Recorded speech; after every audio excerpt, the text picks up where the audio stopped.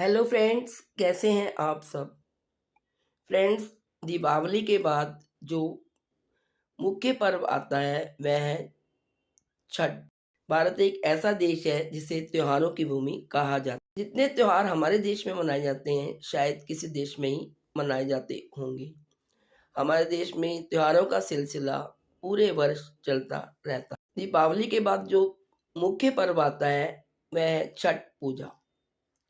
छठ पूजा सूर्य भगवान की उपासना का पर्व है और ये ज़्यादातर बिहार, झारखंड, उत्तर पूर्वी भारत में मनाया जाता है। धीरे धीरे यह त्योहार पूरे भारत में प्रचलित व प्रसिद्ध हो गया है।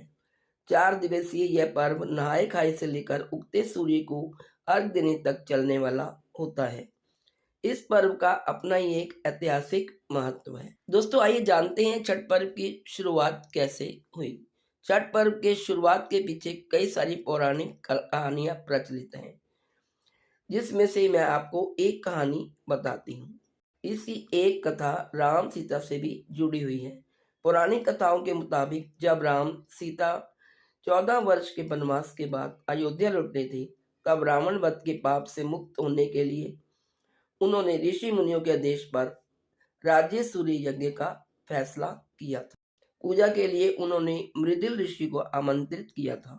मृदुल ऋषि ने मां सीता पर गंगा जल छिड़ककर पवित्र किया और कार्तिक मास के शुक्ल पक्ष को षष्ठी तिथि को सूर्य देव की उपासना करने का आदेश दिया, जिसे सीता माता ने मृदुल ऋषि के आश्रम में रहकर 6 दिन तक सूर्य देव भगवान की पूजा की थी। तो तभी से यह पर्व छठ पूजा मनाया जाता है। आइए जानते हैं छठ महापर्व मनाने की विधि क्या है। छठ पर्व किस प्रकार मनाया जाता है। छठ महापर्व 4 दिवसीय त्योहार है। इसकी शुरुआत कार्तिक शुक्ल चतुर्थी को तथा समाप्ति कार्तिक शुक्ल सप्तमी को होती है। इस साल यह त्योहार 17 नवंबर यानी आज से शुरू हो गया है और 19 तारीख तक चलेगा। इस दौरान छठ करने वाले लगातार 36 घंटे का व्रत करते हैं। छठ के महापर्व में 4 दिन इस प्रकार होते हैं। पहला दिन होता है नहाए खाए, दूसरा होता है खरना, तीसरे दिन को कहते हैं संध्या अर्घ और चौथा दिन सुबह का अर्घ। आइए जानते हैं नहाए खाए क्या है। छठ पर्व का पहला दिन कार्तिक शुक्ल चतुर्थी नहाए खाए के रूप में मनाया जाता है। सबसे पहले घर की सफाई कर उसे पवित्र कर लिया जाता है। इसके बाद छठ व्रत स्नान कर पवित्र तरीके से बने शुद्ध शाकाहारी भोजन ग्रहण करके व्रत की शुरुआत की जाती है। घर के सभी सदस्य व्रती के भोजन करने के बाद ही भोजन ग्रहण करते हैं। भोजन के रूप में कद्दू, दाल और चावल ग्रहण किया जाता है। यह दाल चने की होती है। दूसरा दिन को खरना कहते हैं। छठ का दूसरा दिन कार्तिक शुक्ल पंचमी खरना के रूप में मनाया जाता है। इस दिन व्रतधारी जिसने व्रत रखा होता है दिन भर का उपवास रखने के बाद शाम को भोजन करते हैं।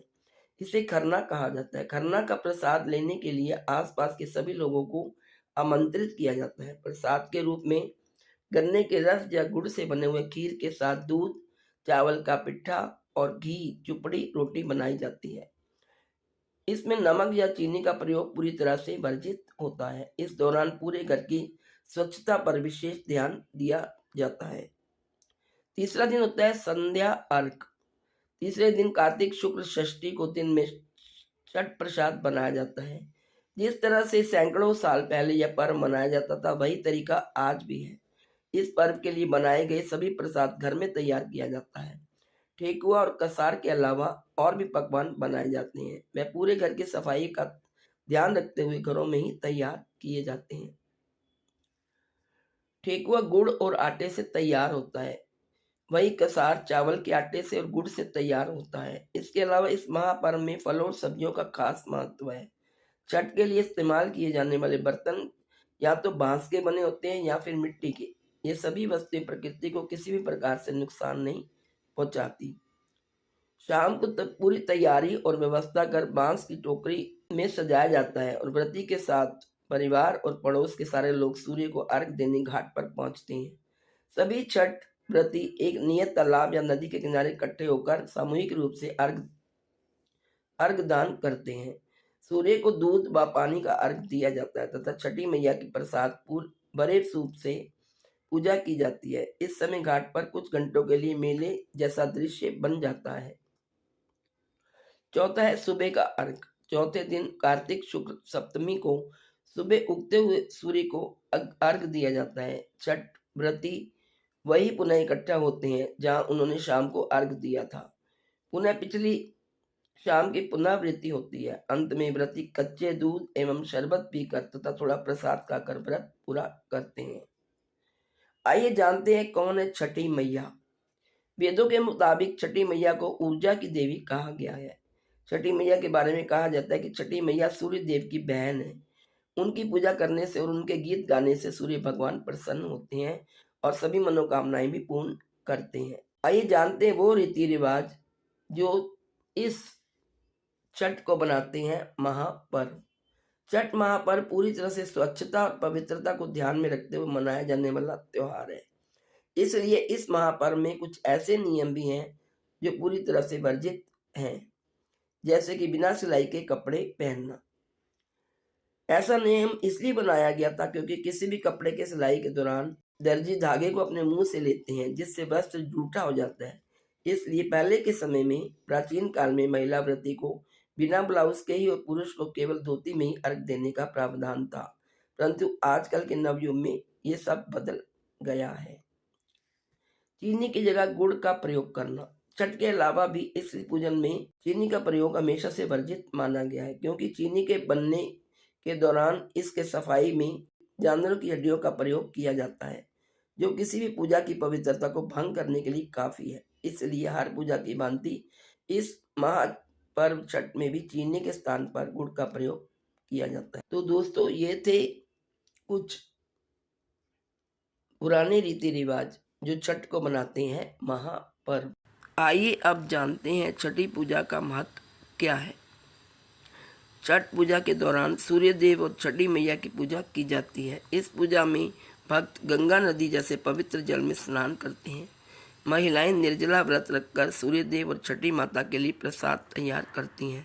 दूसरे और तीसरे दिन को खरना और छठ पूजा कहा जाता है। महिलाएं इन दिनों एक कठिन निर्जला व्रत रखती हैं। साथ ही चौथे दिन महिलाएं पानी में खड़े होकर उगते सूरज को अर्घ देती हैं और फिर व्रत का पालन करती हैं। आइए जानते हैं कि छठ पूजा में हमें क्या गलतियां नहीं करनी चाहिए। छठ पर्व के दिनों में भूलकर भी मांसाहारी चीज़ों का सेवन नहीं करना चाहिए। साथ ही छठ पूजा के दिनों में लहसुन व प्याज का सेवन ना करें। इस दौरान व्रत रख रही महिलाएं सूर्य देव को अर्घ दिए बिना किसी भी चीज़ का सेवन ना करें। छठ पूजा का प्रसाद बेहद पवित्र होता है। इसे बनाते समय भूलकर भी इसे जूठा ना करें। पूजा के लिए बांस से बने सूप और टोकरी का ही इस्तेमाल करना चाहिए। पूजा के दौरान कभी स्टील या शीशे के बर्तन प्रयोग ना करें। साथ ही प्रसाद शुद्ध घी में बनाया जाना चाहिए। आइए अब जानते हैं छठ पूजा में छठ महापर्व के 4 दिनों के सूर्य उदय और सूर्य अस्त का समय। 17 नवंबर 2023 को सूर्य उदय होगा 6:45 पर और सूर्यास्त होगा शाम को 5:27 पर।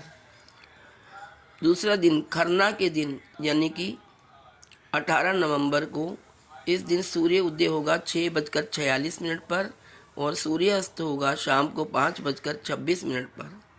तीसरा दिन यानी कि संध्या अर्घ्य इस दिन 19 तारीख है। 19 नवंबर को अर्घ्य शाम को दिया जाएगा, इसलिए सूर्यास्त शाम 5:26 पर होगा। और चौथा दिन उषा अर्घ्य यानी छठ पूजा का अंतिम और चौथा दिन 20 नवंबर को है। इस दिन सूर्य उदय सुबह 6:47 पर होगा। तो दोस्तों, ये थी महत्वपूर्ण जानकारी छठ पूजा के बारे में। तो आप सबको मेरी तरफ से छठ पूजा की हार्दिक शुभकामनाएं। आज इस वीडियो में इतना ही। Please like, share and subscribe. Thank you.